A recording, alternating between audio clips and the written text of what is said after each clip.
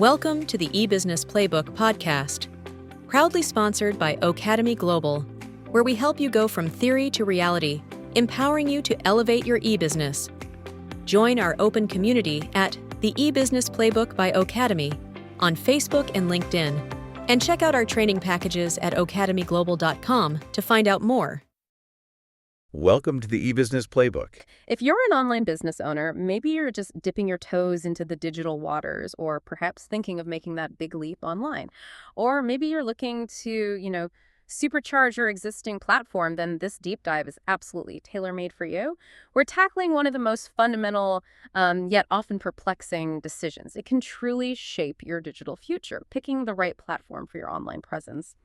We've got some really incredible source material to dig into today. It's all focused on what we're calling the digital power trio: websites, landing pages, and e-commerce platforms. And this isn't just about technical specifications or what's trendy right now. It's really about understanding the strategic implications of each option for your brand's visibility, sure, but also how you connect with customers and ultimately, how effectively you convert browsers into buyers. And choosing the right platform isn't just a simple selection anymore. It's really a critical strategic investment in your business's future. We'll dive deep into the distinct advantages and, maybe more importantly, the often unseen challenges of each one. Our goal today is to help you understand not just what these platforms are, but precisely why one might be a total game changer for your specific business goals, and another perhaps just a costly distraction. Okay, so let's cut through some of the jargon then and really pinpoint what sets these digital workhorses apart. We hear terms like website, landing page, and e-commerce platform used almost interchangeably sometimes, don't we? But what do they actually look like in practice? And maybe more importantly, how do their core functions really differ? Yeah, that's an excellent place to start. Let's try and break down these distinct functionalities, maybe with a clear strategic lens. So a website, at its core, serves as your comprehensive digital headquarters. Think of it as your brand's digital flagship store, perhaps. A multi-page hub where customers can not only browse products and services, but also really immerse themselves in your brand story, learn about your mission, maybe even engage with a community you've built. It typically features, intuitive navigation menus, maybe some interactive elements, and dedicated sections for things like blogging or FAQs or even customer support portals. For businesses looking to sell online, it's where you meticulously display your product catalogs, manage inventory maybe across various channels, and facilitate secure transactions. It acts as a complete ecosystem for your online presence, basically. Got it. So it's not just a shop, it's the entire brand universe, like a sprawling digital campus, you could say, and a landing page. That sounds like a much more focused, almost surgical tool in comparison. Precisely. That's a great way to put it. Landing pages are hyper-focused web pages. They're designed to drive a singular, very specific action. Imagine, like you said, a direct pathway, not a whole city. It guides your visitor towards one clear call to action. Their power really lies in their single-minded goal.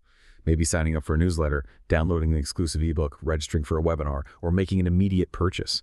They feature a very streamlined message, minimal distractions, and they're ruthlessly optimized purely for conversion. Unlike a general website, a landing page doesn't usually have multiple navigation links. It serves a specific marketing campaign. What's truly fascinating here is their agility.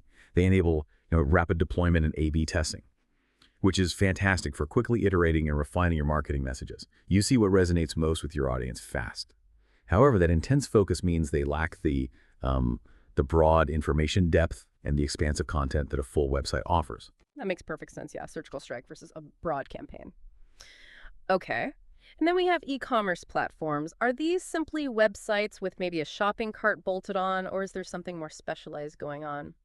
That's where it gets really interesting, actually, because e-commerce platforms are specifically engineered right from the ground up for online retail. They provide a really robust suite of tools explicitly designed to manage product catalogs, process secure transactions, and handle sensitive customer data properly. They're built to streamline operations, essentially allowing businesses to focus on customer relationships and growth rather than getting, bogged down in complex IT requirements. Think of the industry giants like Shopify or WooCommerce or Magento. They offer integrated inventory management, sophisticated shopping cart functionalities, and seamless payment gateway integrations right out of the box. The true value, I think, lies in how they bundle so much of the complexity. They make it accessible for almost anyone to launch a digital storefront without needing to become a coding expert overnight. They essentially provide the critical infrastructure for a highly efficient online store. Right. Okay. So we've talked about these different types of online presences, the digital headquarters, the focus pathway, and the specialized storefront. But for many people, the actual building of these things seems daunting, almost like you need a computer science degree, maybe. This is where content management systems, or CMS, they step in to make it more approachable, right? Absolutely, you're spot on. Content management systems, or CMSs, form the backbone of countless websites. They act as the intuitive dashboard for creating and managing your digital content. Popular examples you've probably heard of include WordPress, Joomla, Drupal. They provide these really user-friendly back-end interfaces for content creation, offer a vast array of built-in templates to get you started quickly, and they also boast extensive plug-in systems for adding all sorts of extended functionality. This really empowers users, maybe non-technical people on your team, to build and maintain their online presence without requiring extensive coding knowledge. So whether you're looking to just share information or engage audiences or facilitate online transactions, a CMS can be a powerful ally. It sort of democratizes content creation within your team, freeing up valuable developer time for maybe more complex tasks. Some CMS platforms even combine these features with robust tools specifically for retail operations, which makes them highly versatile for e-commerce too. Okay, so we've kind of mapped out what these platforms are and how CMS makes them more accessible. Now for the million-dollar question for our online business owners listening. How do you actually choose the right one? There must be more to it than just picking what looks appealing. It feels like a decision that could really make or break a venture, couldn't it? You're absolutely right. It's a big decision. The selection process involves several really crucial considerations that need to align precisely with your specific needs and, importantly, your long-term strategic goals. One of the primary decisions revolves around deployment options. So, do you opt for a self-hosted solution? With self-hosting, you maintain full control and customization capabilities, but you also shoulder significant responsibility for infrastructure, security updates, all of that. Or do you lean towards a hosted or cloud-based platform? These typically offer ease of use, managed maintenance, and often out-of-the-box security features, which makes them preferable usually for businesses without extensive in-house technical resources. It's really a trade-off between ultimate control and operational simplicity. Yeah, that's a huge strategic fork in the road right there at the beginning. Okay, what about the money side of things? Because cost-effective can mean vastly different things to different businesses, right? And I'm sure there are hidden fees lurking sometimes. Oh, you've hit on a vital point that often catches businesses by surprise: budgeting and costs. It's absolutely crucial to set a realistic budget. And importantly, you need to look far beyond just the obvious licensing or subscription fees. You must consider what we often call non-obvious costs. These include expenses related to the initial development, yes, but also ongoing maintenance, essential integrations with other tools you use, like email or accounting, and yes, even transaction fees, which can vary quite a bit. For small and medium-sized businesses, this might mean budgeting in the hundreds or maybe low thousands monthly for core services. But enterprises, especially those with complex needs, maybe multiple integrations, high volume should realistically prepare for at least, say, $20,000 annually for e-commerce platform costs. That encompasses everything from design and development to crucial third-party apps or plugins. And that figure can vary significantly depending on whether the work is handled in-house or outsourced. But the takeaway is clear. The upfront price tag is rarely the final cost. You hear stories about businesses getting stuck with vendor lock-in or discovering prohibitive scaling fees only when they try to expand later on. Wow, okay. $20,000 annually for an enterprise. That definitely puts the need for meticulous budgeting into sharp relief. And speaking of ongoing costs, what about maintenance and continuous support? I can imagine that's easily overlooked until, something breaks. It absolutely is. And failing to plan for these continuous development and upkeep expenses is a classic pitfall, really. We're talking about things like regular software updates, crucial for security and compatibility, bug fixes, content refreshes, maybe search engine optimization adjustments as algorithms change, and vital integration checks with analytics tools or other systems. Overlooking these can lead to unexpected financial burdens, sure. But worse, it can lead to a degraded user experience, slow load times, or even security vulnerabilities. It's truly vital to factor in that your digital presence isn't a set it and forget it kind of thing. It requires ongoing care and feeding. Right. And then there are those seemingly tiny costs that can accumulate really fast, transaction fees and payment integration. Correct. Transaction fees can differ quite widely between different platforms and payment gateways. Businesses must meticulously investigate each solution's payment processing capabilities and, crucially, any associated fees. You need to ensure seamless compatibility with your preferred payment providers, the ones your customers actually use and trust. Some platforms might offer lower transaction costs if you use their specific gateway, or maybe based on your sales volume. And this can significantly influence your overall profitability, especially as your sales scale up. A seemingly small percentage point difference can translate to thousands, even tens of thousands of dollars over a year. So it's not just about getting online, it's about what you do once you're there and how efficiently you can actually operate. How does your choice of platform impact those crucial things like market engagement and gaining customer insights? That's a brilliant question. Because engaging effectively with your market is absolutely fundamental for driving growth and truly understanding customer preferences. The right platform isn't just a digital storefront. It should function as a data collection hub. It enables you to actively seek customer insights through integrated analytics, maybe CRM capabilities, personalization features, things like that. This allows you to tailor your offerings, refine your marketing messages based on real data, and ultimately better meet market demands. That gives you a strong competitive edge. If we connect this to the bigger picture, your platform choice directly impacts your ability to collect, analyze, and this is key, act on valuable customer data. You need to turn those raw numbers into strategic decisions. This could be anything from identifying your most popular product categories to understanding exactly where people drop off in the customer journey. That makes so much sense. Yeah, it's about building a responsive, intelligent business, not just a static web page that sits there. And finally, when you're comparing options, it's not just about ticking boxes on a laundry list of features, is it? Because a feature is only useful if it delivers real value. Right. Exactly. You've nailed it. When evaluating different platforms, it's paramount to consider not only the features offered on paper, but also how these features actually translate into tangible benefits for your users and for your business. For instance, a platform might boast advanced analytics. Okay, great. But the real benefit is how those analytics allow you to pinpoint bottlenecks in your sales funnel and actively improve conversion rates. Balancing the technical specifications with clear value propositions will help you make a much more informed decision, one that truly resonates with your target audience and serves your long-term vision. This raises an important question you should always be asking yourself. What specific problems will this platform actually solve for me and, just as importantly, for my customers? Right. Okay, so we've covered the big structural decisions, from choosing your digital home to understanding its hidden costs and operational needs. But once you've got your platform humming along, attracting visitors, and hopefully converting them, how do you then prove your success, especially to maybe bigger clients or partners? That's where the strategic power of case studies really comes into play. Our sources highlighted this as a truly invaluable tool for any online business, regardless of the platform chosen. It's absolutely critical, yes. Case studies, particularly in the B2B business-to-business space, serve as vital components of any robust digital marketing strategy.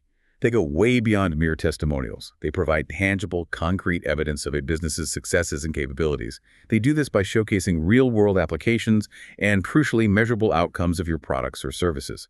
This helps potential clients relate to their own challenges and see your solutions in action. It's almost like providing a detailed blueprint of success they can follow. So it's all about building that profound trust and undeniable credibility, isn't it? Because in the online world, especially B2B, that's just priceless. Precisely. By presenting detailed narratives of actual client experiences, case studies significantly enhance your credibility and build trust with prospective customers. They offer concrete, often verifiable examples of how your business has effectively solved specific problems for others, leading to measurable results, things like increased revenue, improved efficiency, or maybe reduced costs. This transparency is crucial, especially in sectors where decision-makers prioritize reliability and proven track records in their partners. It moves the conversation beyond just promises to actual proof. And how do they keep people hooked? Is it just, dry facts and figures, or is there an art to crafting them? Oh, not at all. Ideally, the opposite, in fact. The storytelling aspect of case studies is incredibly powerful when done well. They typically follow a structured format, a beginning, middle, and end, which is designed to be highly engaging content. By focusing on the client's journey, highlighting the initial challenges they faced, the innovative solutions you provided, and the quantifiable impacts you achieved, case studies become relatable and highly persuasive. Honestly, they often outperform traditional marketing materials in terms of conversion rates because they resonate on a human level. People see themselves in the story. Incorporating direct client quotes adds that layer of authenticity and a personal touch. And visuals, like compelling images or easy-to-understand charts, significantly enhance engagement and comprehension. It's really about making sometimes complex solutions feel understandable and, importantly, achievable for the reader. Okay, so they're not just good for captivating potential customers, but for search engines too. That seems like a great dual benefit. Yes, absolutely. Beyond their direct marketing impact, well-crafted case studies can significantly boost your SEO benefits. It's a really nice side effect. They often contain rich, industry-specific keywords and phrases naturally within the text. This improves your website's visibility in search results for highly targeted queries, the kind of queries serious buyers might make. Furthermore, compelling case studies are prime candidates for attracting valuable backlinks from other reputable sites, maybe industry blogs or news outlets. This enhances your overall SEO efforts and drives more qualified traffic to your platform.